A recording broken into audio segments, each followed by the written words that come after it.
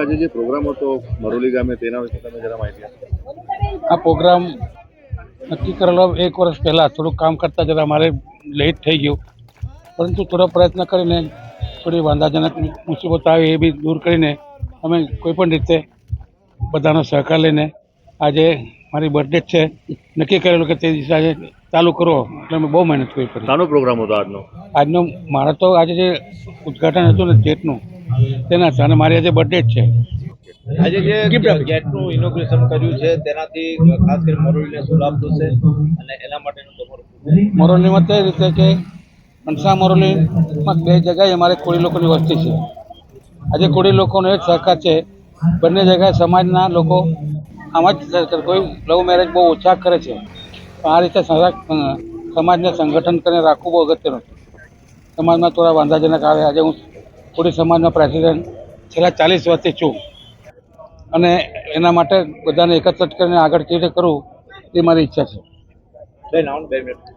ગુજરાત સરકારના માનનીય મંત્રી શ્રી કે જેઓએ સતત 5મી વાર વિધાનસભામાં બજેટ રજૂ કરવાનો રેકોર્ડ કર્યો છે અને ગુજરાત રાજ્યનું 4 લાખ કરોડનું ઐતિહાસિક બજેટ રજૂ કર્યું છે એવા ગુજરાત રાજ્યના કેબિનેટ નાણામંત્રી શ્રી શહેરી વિકાસ અને શહેરી ગૃહ નિર્માણના મંત્રી શ્રી કનુભાઈ દેસાઈ સાહેબ, આપણા વિસ્તારના પૂર્વ મંત્રી શ્રી અને લોકપ્રિય ધારાસભ્ય શ્રી કે જેમને તાલુકાના વિકાસ પુરુષનું બિરુદ મળ્યું છે અને મરોલી ગામના વિકાસમાં હર હંમેશ એમનું યોગદાન રહ્યું છે એવા આદરણીય પાટકર સાહેબ, અને જેમના સૌજન્યથી આ ભવ્ય પ્રવેશદ્વારનું લોકાર્પણ થવા જઈને ચિરંજીવી પુત્રો સ્મિતભાઈ, અને આનંદનો દિવસ છે. આજે આપણા ગામના ઇતિહાસમાં એક સુવર્ણ પાનું ઉમેરાયું છે. ગામના ભવ્ય પ્રવેશદ્વારના લોકાર્પણના આ પવિત્ર પ્રસંગ છે. આ માત્ર પ્રવેશદ્વાર નથી, પણ આપણા મરોલી ગામની ઓળખ અને એકતાનું પ્રતીક છે.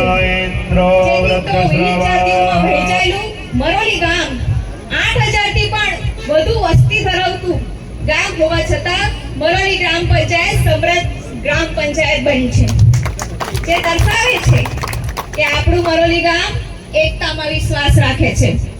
જે રીતે ઘરનો પ્રવેશદ્વાર ઘરનું સૌંદર્ય બતાવે છે, તેવી જ રીતે આ ભવ્ય પ્રવેશદ્વાર આપણા ગામની એકતા, સંસ્કૃતિ અને સમાજના પ્રમુખ શ્રી કાંતિભાઈ અને સંધ્યા ગ્રુપના ચેરમેન શ્રી કાંતિભાઈ અને સંધ્યાબેન, મરોલી સમરસ ગ્રામ પંચાયત વતી ખૂબ ખૂબ હૃદયથી આભાર વ્યક્ત કરું છું.